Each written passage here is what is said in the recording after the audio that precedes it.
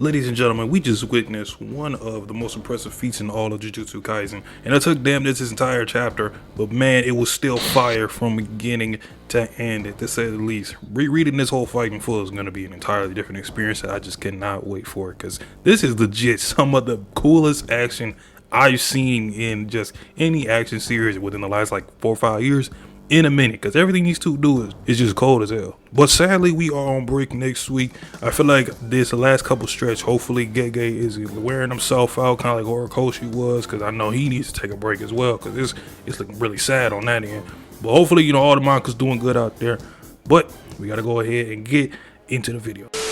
So Gojo uses reverse curse technique to heal the initial slash on his throat while he's just getting almost torn to shreds by the malevolent shrine, which we all anticipated. But the fact that he was actually willing to do this shows a lot of his durability and his toughness, because we all know, even though he's using reverse curse technique, malevolent shrine doesn't stop until everything is destroyed. And this panel of Gojo just being shredded and ripped apart is nuts, because it really perfectly encapsulates what it would be like if you were in Sukuna's domain expansion. And it's still weird, but in like a good way, to see Gojo taking this much damage, because other than the Toji fight, we really aren't used to adult Gojo just getting in this much trouble with a fight. Because really, even though the one in Shibuya, he was handicapped a lot, this is the first time he's getting kind of overwhelmed. They flipped at times, so our commentary team, of course, with Choso, Hikari, and Kusakabe, they're conversing about how Gojo could escape Malevolent Shrine's range. Even though Gojo has Limitless and he could use the speed and the space that he has to escape the Malevolent Shrine, he just can't right now because his domain is broken, his curse technique is exhausted, he's just in a bad state. So he's on pretty much cooldown mode. But once he gets a split second, he tries to escape, but he goes right into fighting hand in hand with Sukuna, and of course, the choreography was drawn excellently, of course. I mean, this is just a standard for JJK fights at this point. And Gege really got into his grapple bag, his jujutsu bag a lot. I was cool with seeing the leg locks and even some of the ground counters by both Gojo and Sukuna.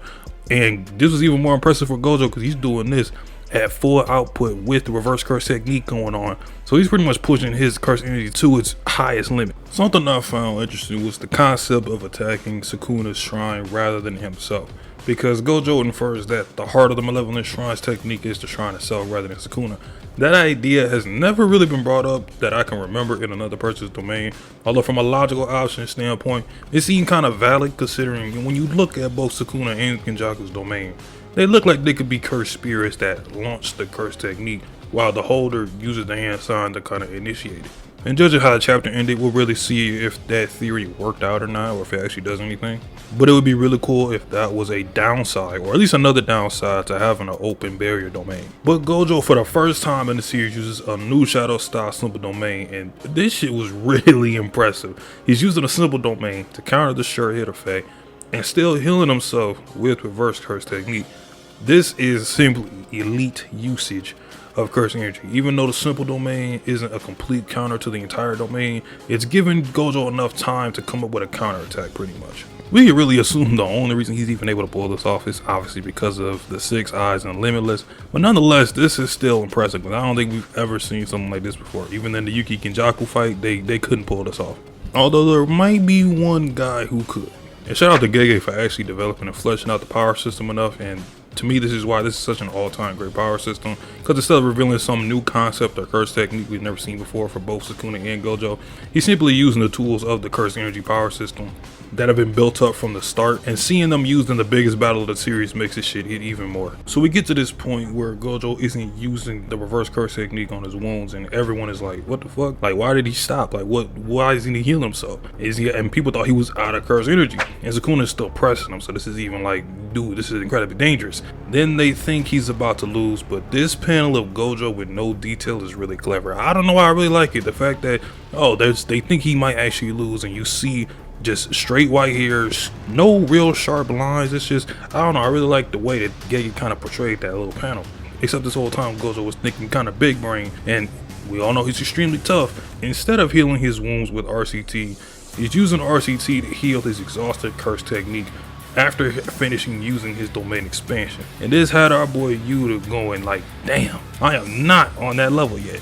I'm not gonna lie, I'm starting to think Gojo might have set the bar a little bit too high, but I'm not gonna count out our guys, because we know they're elite too. So Gojo then jumps on Sukuna, tapping into some Brazilian Jiu-Jitsu, kind of almost like a reverse mounting or a top mount. And in my opinion, what has got to be one of the coolest things I've ever seen in this series. Gojo leans back while in the leg vice, does a Yusuke spirit gun to the dome. This is point blank, and uses reversal red on Sukuna and blasts this dude straight into his own shrine. Another fire chapter. I really enjoyed this one, especially compared to last week's chapter, which is still pretty good in terms of just the Gojo Sukuna section. I think I like how this fight is going, and I really can kind of tell how it's going to turn out. But first, I gotta say, this fight, even though we are probably like near like the halfway mark, I'm guessing, I'm not really sure how long this is gonna go. This has been, to me, a top 5 nearing fight, especially since I know it's going to get even more insane because we haven't seen Sukuna use the 10 shadows, which I feel like his goal isn't to use the 10 shadows at all. If he does, he's probably only going to use something that's going to be like a utility, but he's definitely going to open up that box that we don't really know what it is or what the curse technique is, but he hasn't used the fire arrow in a while, so we have to see him use that at some point. And I can't wait because I feel like he might not use the fire arrow. He might use something different, because a lot of us anticipate that box is something that allows him to use other curse techniques, and considering the shrine was such a focus this chapter, it's really interesting to see if that's going to play a role in that other curse technique Sukuna has hidden. Especially since I think Sukuna's going to be on the defense next week. He's going to have to probably do something he doesn't want to, but he'll put out anyways. He looks unfazed this entire chapter. Even when he's caught off guard by a Gojo counterattack strategy, he still is laughing and look like he's having a ball. So, I mean, he technically does have the advantage because he has so many tools to just use at Gojo. But man, I cannot wait to see what he bounces back to use this time in the next chapter. And I think I've come to the conclusion that there is really only one way Gojo's going to be able to win, and he has to use Hollow Purple. He realistically can't use his domain expansion because I'm pretty sure Sukuna can use his domain more times just like Gojo can. So if anything, Hollow Purple is realistically the only way possible, especially since the way Sukuna reacted to it the first time. Because Hollow Purple, you really can't cancel it out. You kind of just have to hope you can tank it and then use a reverse curse technique like Sukuna did the last time. So definitely look out for that. And also a question for the comments to end the video. With all the characters sitting and watching this fight right now, do you see or predict that Kenjaku might pop up and interfere and possibly start a fight with them? Because he knows he's supposed to be out there getting rid of the rest of the Culling Game players. Not sure if that includes us. So if he's out there doing that, I feel like he might do something to our other players.